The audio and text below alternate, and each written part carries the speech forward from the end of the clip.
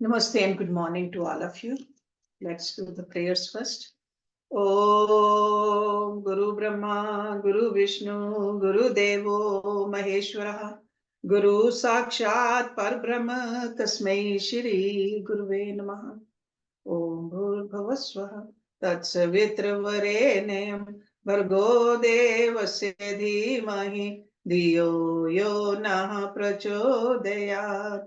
Asto ma sadgamya, tamso ma jyotirgamya, mrityurma amritam gamya.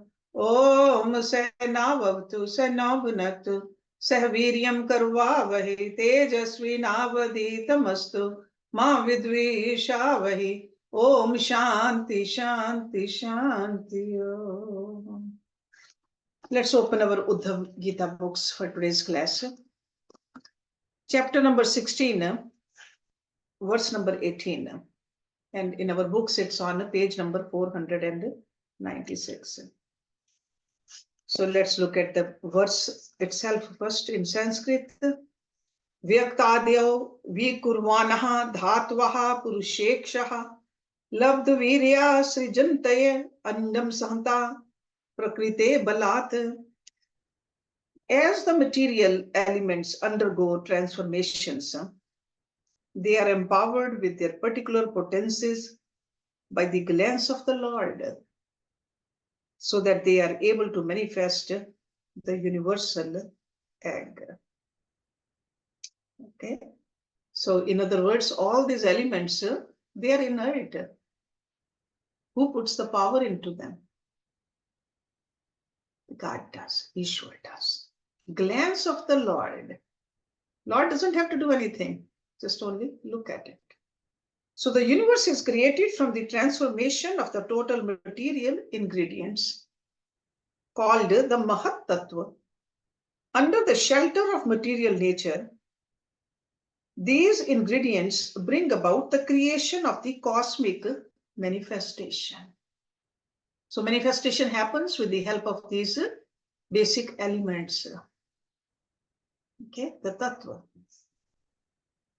And we are familiar with it. Lord Krishna is giving us a very detailed description in this part of this great scripture. Saptaiva dhatva iti tatra aryah panch khadyah jnanam atmobhyadharas tatoh deh indriyasva. According to some philosophers, there are 7 elements: earth, water, fire, air, and ether, along with the minute spirit soul and the supreme soul, who is the basis of both the material elements and the infinitesimal spirit soul. According to this theory, the body, senses, life, air, and all material phenomena are produced from these 7 elements. Sapt eva dhatav iti. Okay, so 5 basic elements, the Panchabhut, and then some philosophers, they add Atma and Paramatma in there too. Sattva. So the word dhatu in this context means truth or element. The word Gyan in this verse refers to the living entity. These 7 elements are the source of all material ingredients, beginning from the sky. Those philosophers who propound the theory of 7 truths accept the 5 gross material elements along with the living entity and the super soul to be the 7 primary elements. They say that from these elements, the material body, the senses, and all other objects have become manifest. So Lord Krishna is talking about that other philosophers, they are saying that they are calling the soul and the super soul also as one of the elements. So that's how they make it 7.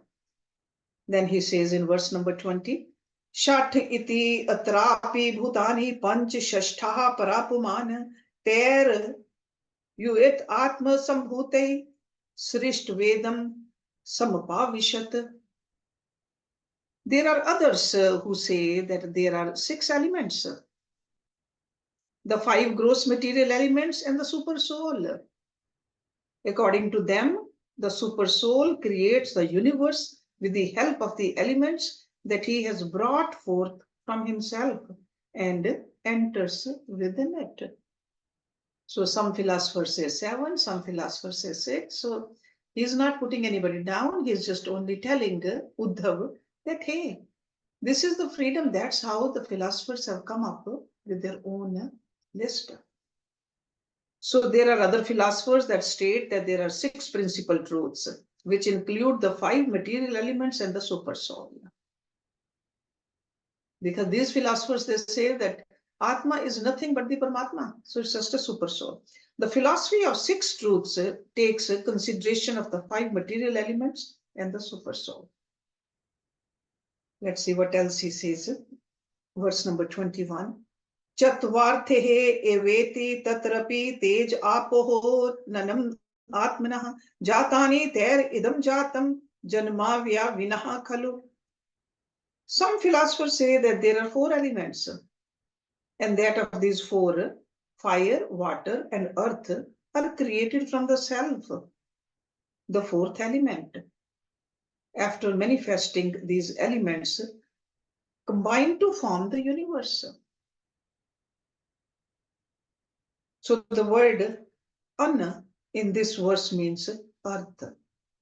The word Atma means the super soul, who is the source of the material ingredients. The philosophers who propose that there are 4 truths except fire, water, earth, and the self to be the causes of the cosmic manifestation. Verse number 22. Sankhyanehe saptadashkehe bhut matre indriyani ch panch panchaik manasaha atma saptadash samritaha. Some calculate the existence of 17 basic elements. Panch panchaik. The 5 gross material elements, the 5 sense objects, the 5 senses, the mind, and the self. The 17 truths propounded by some philosophers are the 5 gross material elements, the 5 sense objects, the 5 senses, the mind, and the self.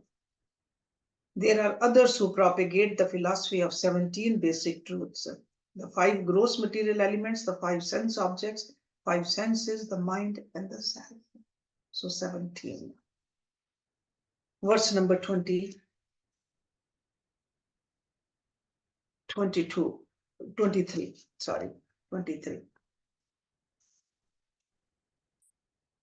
तद्वत् शोठश संख्याने आत्म एव मन उच्यते भूत इंद्रियाणि पंचैव मन आत्मा त्रयोदश. Philosophers that perceive 16 elements differ from the previous conception only because the self is identified with the mind. Others perceive 13 elements,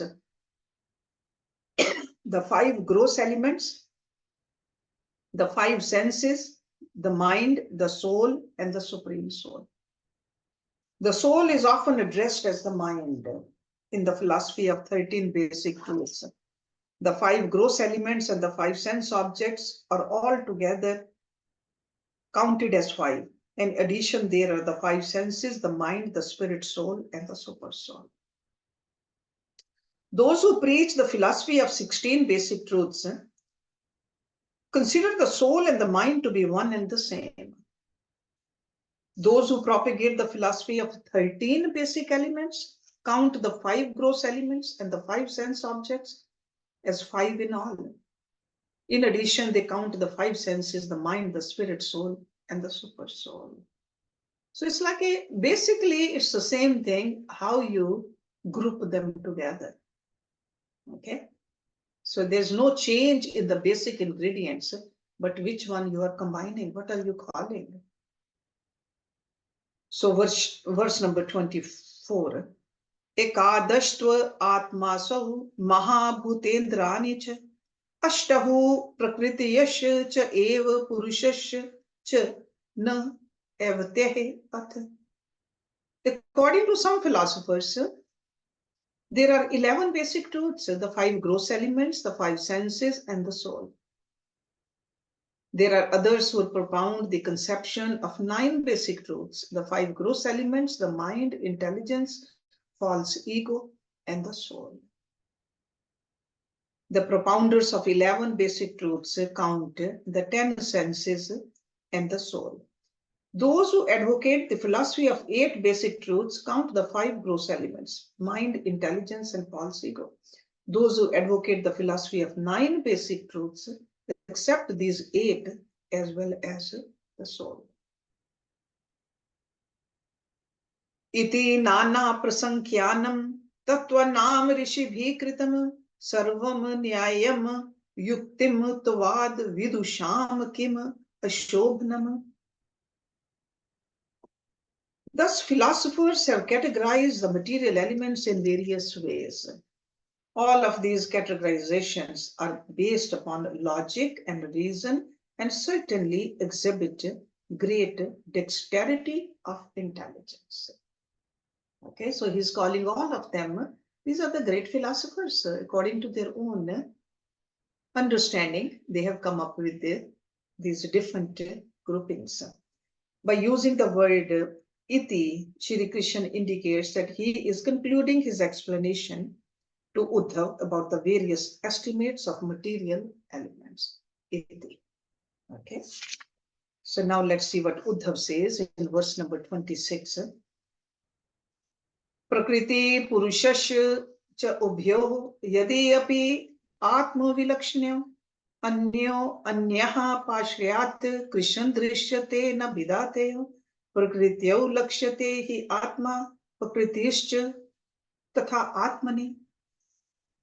Uddhava said, I have understood that the living entities and material nature are distinct existence, and yet they appear to be inextricably connected. After all, the living beings are embodied by matter and follow the ways of the modes of nature. So what he's saying that we cannot separate them. And that's why in our own body also, all these elements, they are together and the Atma is there too. And it's hard to know the difference. Uddhava is now expressing another doubt. The material nature is considered to be Prakriti, whereas living entity and the Supreme Lord are described as Purusha, or the enjoyer of nature. It may appear difficult to discriminate between the living entity and his embodiment, or the Supreme Lord and his energy. Such distinctions must therefore be seen through the eyes of the scriptures. In this material world, it appears as if life cannot exist independently of the material body. Indeed, the living entity and material nature appear to be inseparable from the time of conception within the mother's womb right up to the time of death. In conditional life, we cannot imagine how life can be a separate entity without dependence upon matter for its manifestation. Of course, the material body cannot exist without the presence of the spirit soul, and thus there appears to be a mutual dependence. Here, Uddhava wants the Lord to clarify all these. So verse 27 is also spoken by verse 27 and 28 also. Then Lord Krishna will answer. Evam me pundrikaksh mahantam sansyam hridi chetum ahrasi sarvagye vachor bhi naye napuneh. O lotus-eyed Lord, O omniscient one, please remove this doubt from my heart with your words, which exhibit your great skill in reasoning. So Shri Uddhava said, kindly remove my doubt by demonstrating how the material body is distinct from the soul. Because he says, I cannot see the difference. And how material nature is separate from the super soul. You can certainly do so because you are the most expert in reasoning and arguments. So he's showing his full faith in his Guru. Verse number 28. Tatvataho jnanam hi jiva naam par moksha te tatra shaktitah tvam ev hi atam mayaya gatim vetat na chapara. It is by your mercy that the living entities obtain knowledge. And it is by your illusory energy that they fall from your knowledge.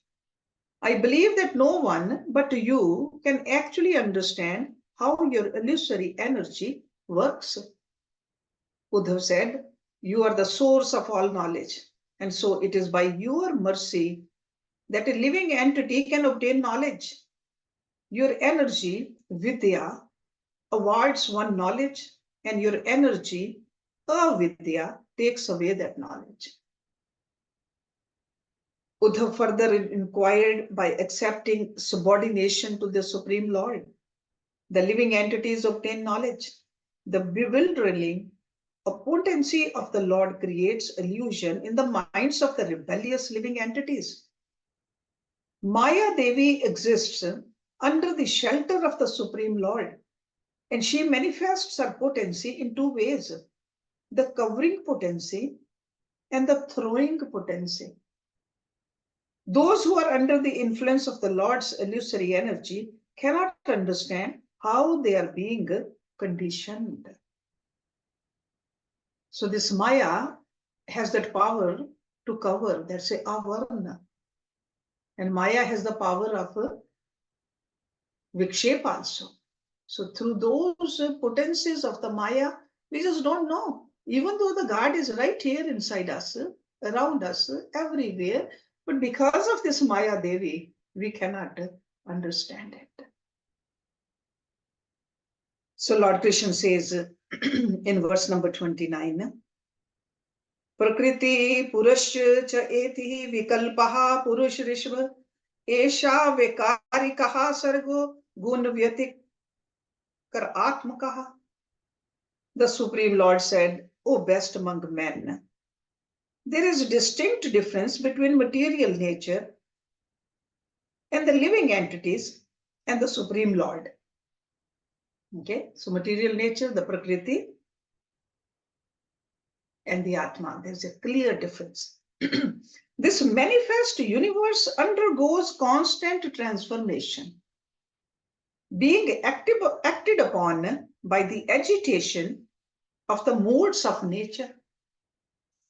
So how does this creation keeps on changing?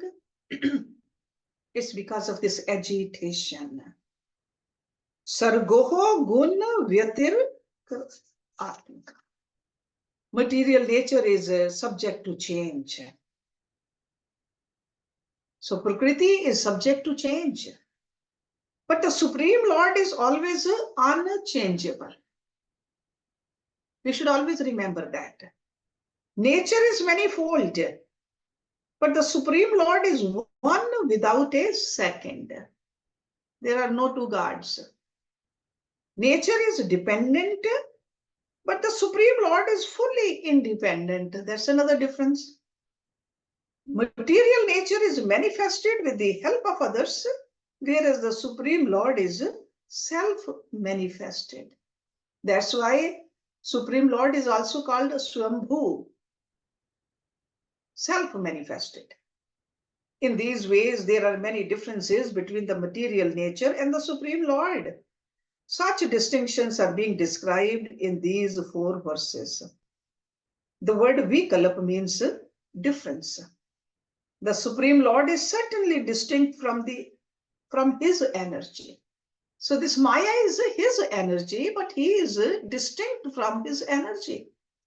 Material bodies are products of the material nature, and all material forms are subject to transformation, being agitated by the 3 modes of material nature. And 3 modes of material nature is Satvikta, Rajsikta, Tamsikta. Okay. The Supreme Lord is unchanging, whereas the material nature is always subject to change. There is a manifestation of temporary variegatedness in this world produced by the illusory energy of the Lord because of the combination of three modes of material nature. Although the material world is limited and temporary, the spiritual world, which is far beyond the material world, is full of eternal variegatedness created by the spiritual nature. In that realm, nothing is agitated or influenced by the three modes of material nature. So that means this Rajsikta, Tamsikta, Satvikta is not in the Atma or Paramatma. It's only in the Prakriti. Being fully transcendental and eternal. In the transcendental abode of the Lord, there are eternal variegated pastimes of the object of service, the Supreme Lord, and the devotees of the Lord based on loving devotional service. Because there is complete harmony in diversity in this spiritual world, there is no conflict of interest. Instead of the creation, maintenance, and annihilation that characterizes the material manifestation, there is eternity, full knowledge, and bliss. So in Paramatma, Atma, no change ever. But in this material world, there's constantly flux over there, keep on changing. So that is one of the point Lord Krishna is making it very clear again for us.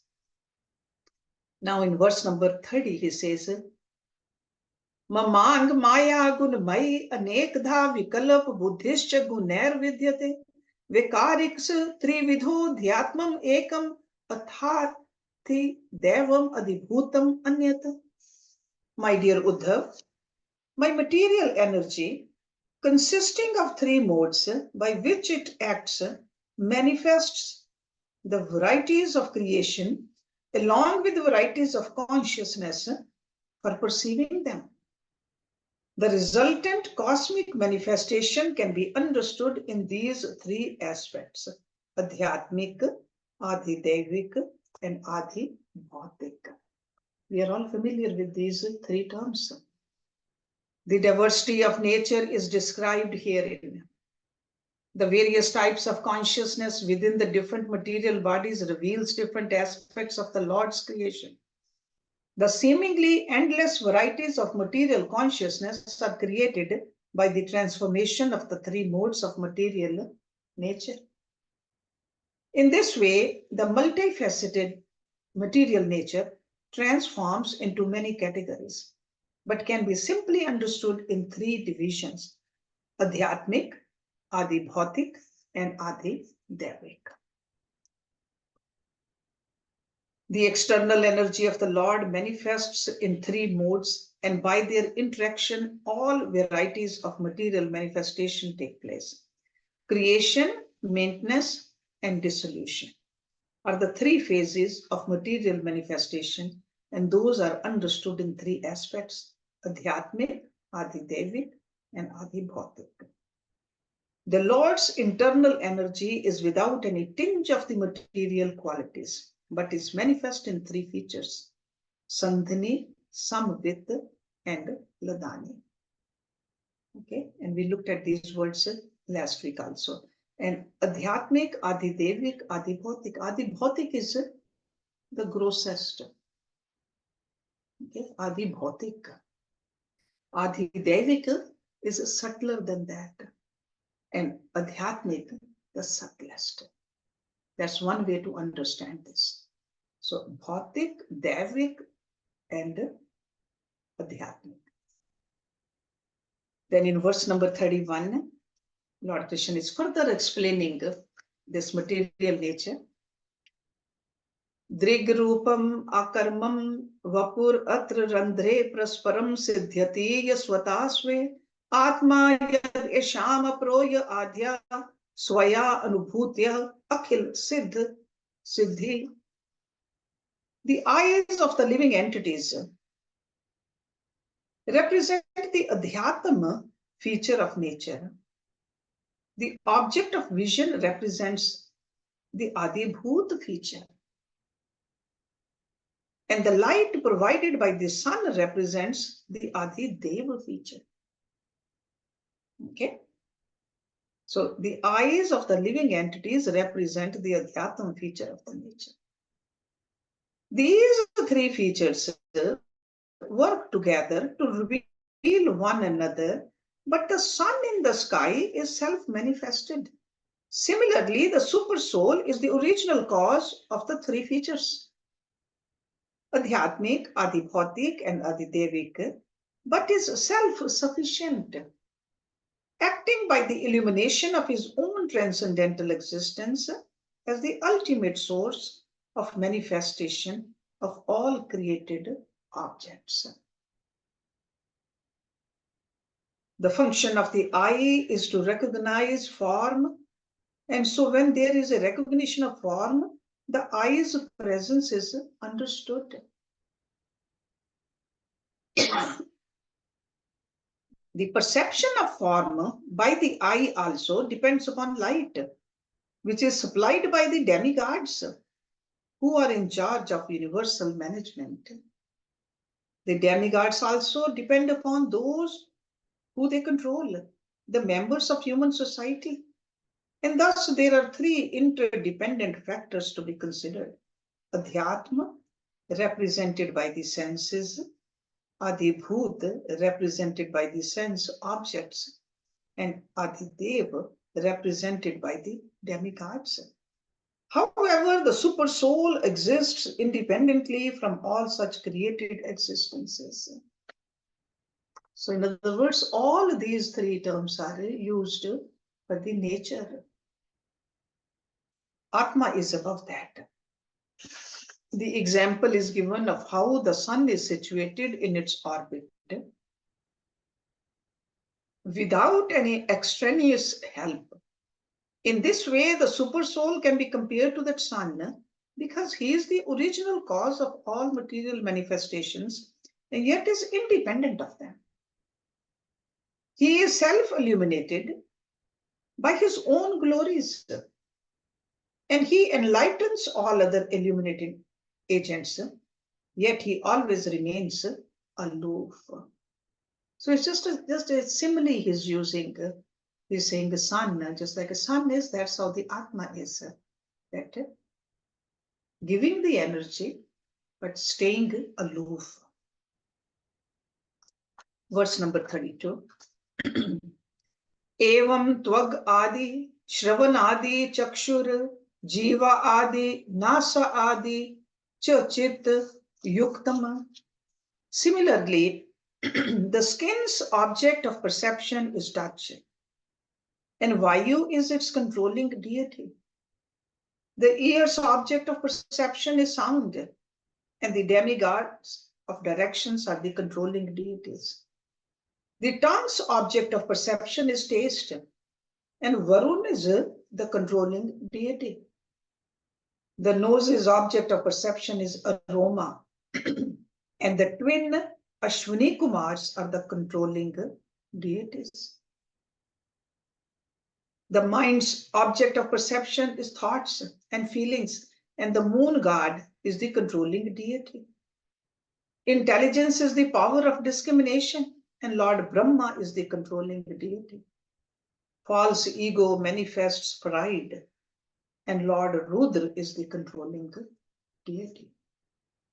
Each sense has its object of perception and its controlling deity. In this way, there is an interdependence of these three features of the material manifestation. The skin's object of perception is touch, and Vayu is the controlling deity. The ear's object of perception is sound, and the demigods of the directions are its controlling deities. The tongue's object of perception is taste, and Varun is the controlling deity. Aroma is the object of perception of the nose, and the twin Ashwini Kumars are its controlling deities. The mind's object of perception is thinking, and the moon god is its controlling deity. The power of discrimination is the object of perception of intelligence, and its controlling deity is Brahma. Pride is the object of perception of false ego, and its controlling deity is Rudra. In the material world, sight, that which is seen, and the seer represent the three features of Adhyatma, Adibhut, and Adidev. There's no possibility of any sense perception without the cooperation of these three. The eternal soul does not have a factual relationship with the three interdependent functions: the senses, sense objects, and the demigods. There is thus a gulf of difference between the material and spiritual manifestation. As explained by the philosophy of Achinte Bhed Abhed, although there is distinction between matter and spirit, there is oneness as well due to the relationship of cause and effect. Absolute oneness can never be supported. In the material manifestation, variegatedness produces many abominable conditions, whereas in the spiritual world, there are simply varieties of blissful existence.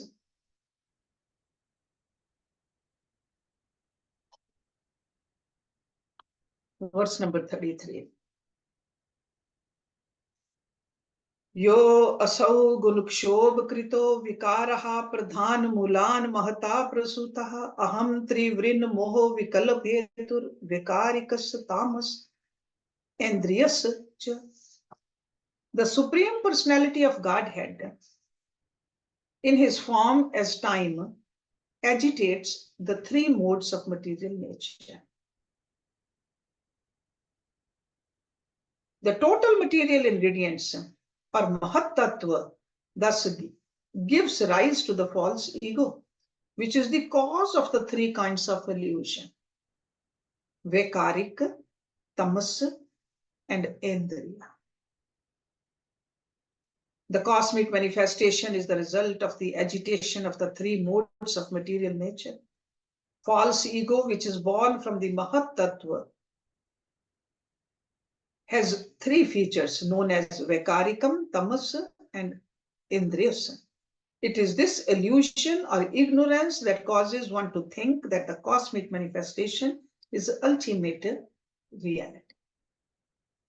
Due to the agitation of the three modes of material nature, the cosmic manifestation comes into being as a transformation of the total material energy, and thus the conditioned souls are put into a condition of birth and death.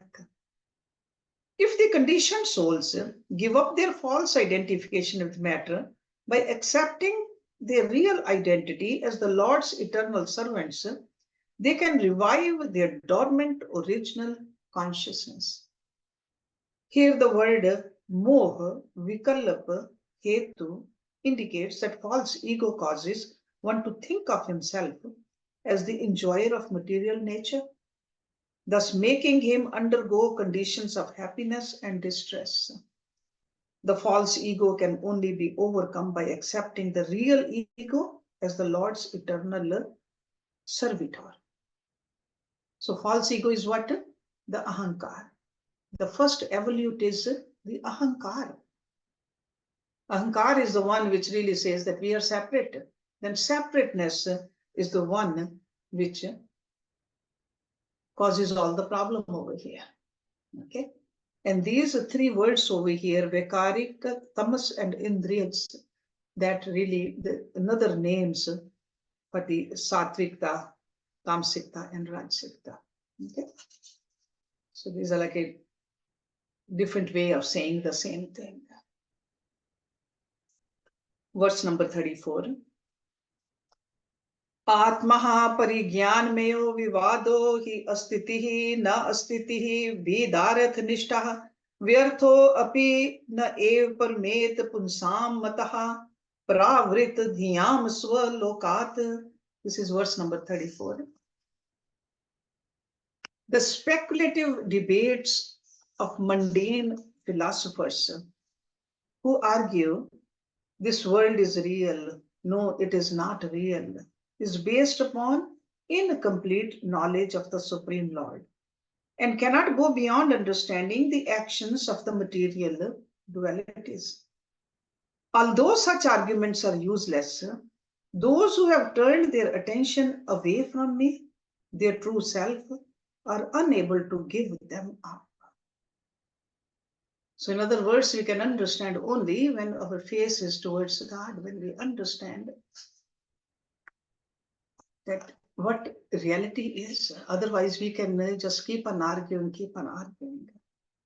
Learned scholars are the ones who are supposed to be capable of removing all one's doubts. However, even such philosophers are doubtful about the nature of existence. Some philosophers try to establish by means of reasoning and arguments that the material world is real. Then there are others who try to prove through speculative arguments that this world is false. For this reason, there is constant debate and doubt within the minds of all the mundane scholars. Such controversy is simply due to a lack of information about the Supreme Lord. When one realizes the self and the Supreme Self, there is no longer any question of dispute. Duality is experienced when one accepts something other than the Supreme Lord as life's ultimate goal. Atheists who have no faith in the existence of the Lord put forward various theories saying that this world is not real and has no foundation in truth. On the other hand, those who have realized the existence of the Supreme Personality of Godhead never doubt the reality of the universe because they know it to be an emanation from the absolute truth. Without understanding the supreme absolute truth, one will never be able to ascertain the truth of the material nature. The speculations of materially conditioned philosophers can never reach a conclusion until they take shelter of the Lord. The devotees avoid useless arguments in this regard because they are satisfied with the understanding presented by the Lord Himself.